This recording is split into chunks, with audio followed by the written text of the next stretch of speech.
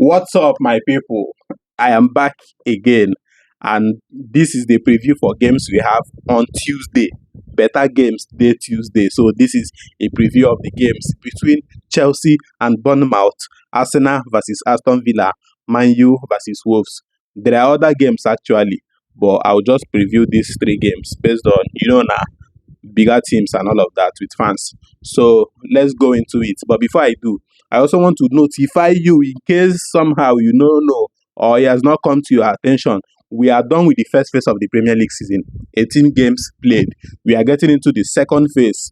And this is where everything gets interesting because teams now will now start fighting for what they hope to achieve at the end of the season. This is where the fight intensifies.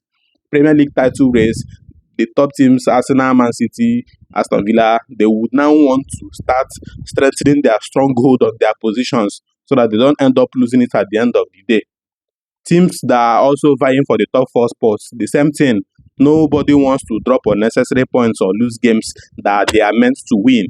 Then the teams that are also trying to survive relegation, the same thing, the likes of Wolves, West Ham, Leeds United, Burnley, all of them, nobody wants to go back to that relegation. Nobody wants to play in the championship. So this is where they now start fighting like warriors. And any game you take to game from this second half of the season will never be an easy game. So it's going to be interesting. Let's just see how everything unfolds this second half of the season. So I get into the preview right now. Chelsea versus Bournemouth. Now, this particular fixture don't they turn into something else for Chelsea in recent fixtures because I don't understand why we play a 2-2 draw with Bournemouth last two games, and then we were also held goalless in the last game. And then coming into this Bournemouth team, honestly, as a Chelsea fan, I don't even know what to expect. And also coming off the back of that our loss against Aston Villa, where we comfortably dominated them, took the lead in the first half, and we ended up losing the game in the second half, scoring, conceding an equalizer, and then the second goal that killed everything for us. So that game is actually a bad result for us. And coming into this Bournemouth game, they are a team who are capable of punishing you if you don't take your chances against them. They can punish Chelsea, I know for a fact. So we actually need to be careful playing this Bournemouth team, and we need to be clinical enough. This is not a game where you want to be missing chances using the likes of Liam Delap that will leave the primary thing he's supposed to be doing as a striker, which is trying to score goals, and he will be wrestling, fighting with people who are doing their thing. Enzo Maresca, this is me pleading to you now. Winning this game tomorrow will start from you as the manager, putting out the right thing for us in this game. Please rest Badashil for us. Rest him. Start Fofana and Chaloba. This is the centre-back partnership that we have come to rely on for a while now. And they are also giving us clean sheets. So I didn't even see the reason why that game, that centre-back partnership against Aston Villa was altered. And it's not like Fofana was not like fit, but then he said he was trying to rest Fofana, manage his game time and everything. That Aston Villa game is in the past now. Please bring back Fofana for us in this game. And then try as much as possible to keep Liam Delap out of this team. And even if it means him not coming to the stadium at all tomorrow, keep him at home. Because that guy has been nothing but a liability in this Chelsea team. He doesn't contribute anything in games. And when he wants to contribute something, contributes yellow cards, which usually comes unnecessarily. His yellow cards are not from tackles or like because he was trying to play football. His yellow cards usually come from stupid arguments, stupid aggression that does not warrant him going into. So please, if you must play Liam Delap tomorrow, warn him. Give him a very, very serious warning. This is a game we have everything it takes to win. We can beat this Bournemouth team comfortably. We have everything. We have the quality. Now, it's now going to be down to us taking our chances and you as the manager setting us up properly. Our issue might a little bit be in the back line because Cucurella complained about a hamstring discomfort in the game against Everton. In the game against Aston Villa. And now, he's a doubt for this game. Enzo Maresca's press conference, he said that Cucurella has not been like confirmed 100% available for this game. So they are still assessing him before the game to know if he will be able to play in this game or not. So in a situation where Marc Cucurella does not play this game, we are likely using Malo Gusto as a makeshift left back because even Jorel Hato is also not available to be in this game. He's injured too. So situation where Gusto starts as the left back, we are using James as the right back. Then we know what our midfield will be like if James is playing at right back, Enzo Fernandez and Caicedo. Attack, I just want to see Estevao William starting this game. Maybe Garnacho should rest, move Pedro Neto to the left hand side, and then Estevao starting this game. Let's try this attack line because Garnacho has not really been efficient enough in recent games. So let's do something different this time around in that attack. But please, Fofana should be starting this game for us, and we have everything available to win this game. And also the fact that we are playing at home, maybe, just maybe, the Chelsea fans will play an important part in us getting these 3 points and ending the year on a high because this is the last game of the year, Abi. Yes. So let's see how that happens. I just hope that we're able to win this game. Bournemouth, they are not playing. They have Antoine Semenyo. They have like people who can also cause us problems. Evan Nielsen, Tavernier, Kluivert, and all of them. And also a good manager. But if we play our cards well, if we set us up well, and if we take our chances, because I'm sure we are going to create chances in this game. So if we take our chances in this game, that is all we need to get the win in this game because obviously Bournemouth will not create more chances than Chelsea. But let's see how it goes. Chelsea versus Bournemouth. See you there. Another game I will be previewing also is the game between Arsenal and Aston Villa. Aston Villa really chuk Arsenal the last time, getting that 2-1 win against Arsenal, putting them in a very difficult situation currently because that loss is the reason why Manchester City are just 2 points behind them right now. And this is Aston Villa that has 11 consecutive wins in all competitions. Inside those 11 wins, they have a win against Manchester City, Chelsea, Arsenal, Man United, plus other teams. The only big team that has beaten them this season is Liverpool. So they are really in a top form right now. And this is a match Arsenal would not want to lose, considering that they have Manchester City just 2 points behind them. And even this Aston Villa, just 3 points behind them. So they would want to win this game by all means possible. They are playing at home.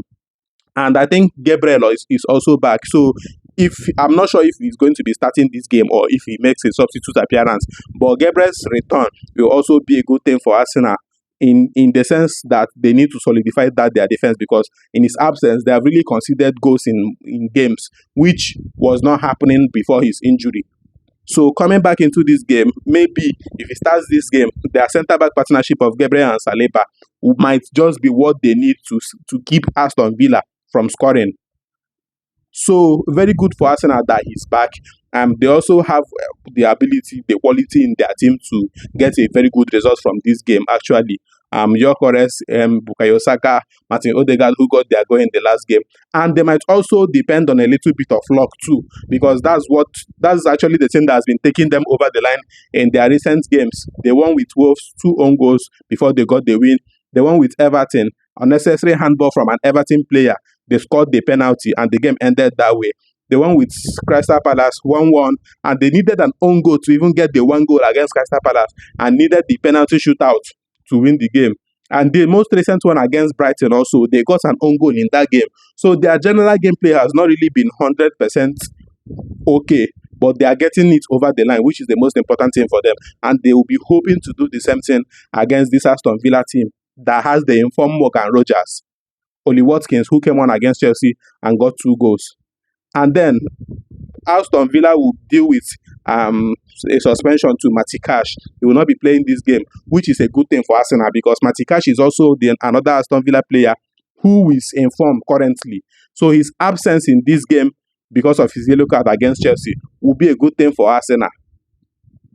So Unai Emery, being a good manager that he is, I'm sure he will try as much as possible to fill that void left by Matikash's absence. But then it's a good thing for Arsenal because I don't know the quality or who they will be using in that right back position.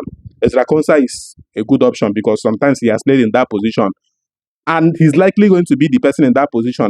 Now allowing maybe Victor Lindelof and Pau Torres to play as the centre backs, which is still a good thing for Aston Villa.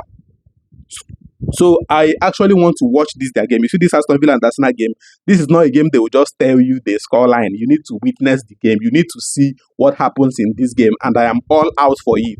So let's see what happens. Arsenal versus Aston Villa. The game go choke. You go like very serious game. These are games, these are the type of games I love watching. So let's see how it happens. Let's go. Now, the next game I also want to preview, the last game for this preview, is the game between Man U and Wolves. On paper, everywhere, Man United will be beating Wolves.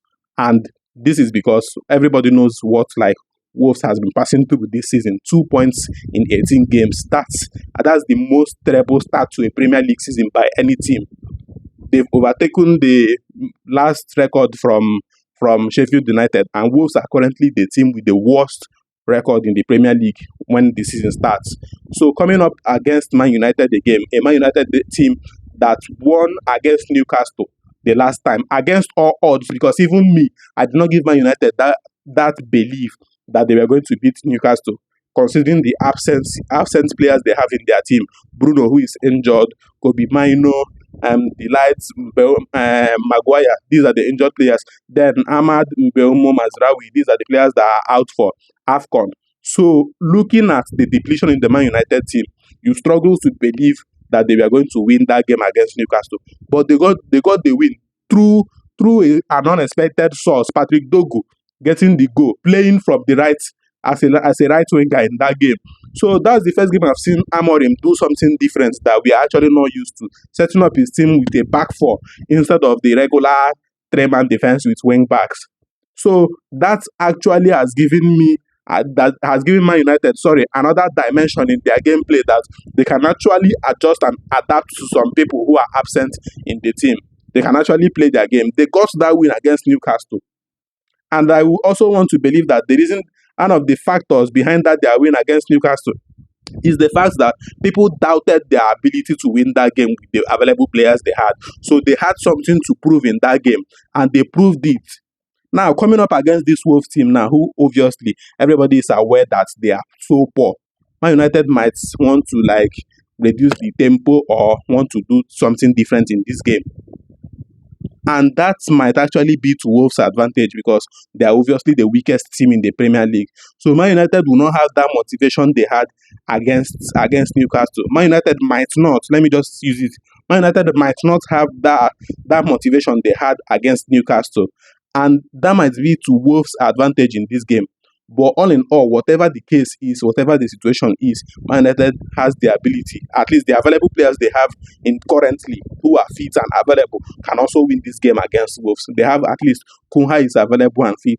Mason Mount, Dogu played as the right winger in that game against Newcastle, so he's likely starting in that position again. And then even in the absence of Bruno, Ugarte was very, very decent in the game against Newcastle, so he's likely starting in the same position with Casemiro again. So Man U has everything it takes to win this game against Wolves. I don't see why they are not winning, why they are not going to win this game. Ruben Amorim did something very different against Newcastle, and I'm sure he's possibly having something up his sleeves again this time around. But we are going to see all of that in the game when the time comes. But for the time being, everyone expects Man U to win, including me. I didn't give them a chance against Newcastle, but I believe they are getting this win. It's now left for Wolves to try and cause an upset. Let's see how that happens. All right. So thank you very much. That is the end of my preview for these 3 games. Thank you for sticking by me. Thank you for liking my videos, sharing my videos. And most importantly, if you are yet to subscribe to my channel, please subscribe to my channel right now. Do it now before you forget. Don't say later. Do it now. Thank you very much, and I'll see you soon.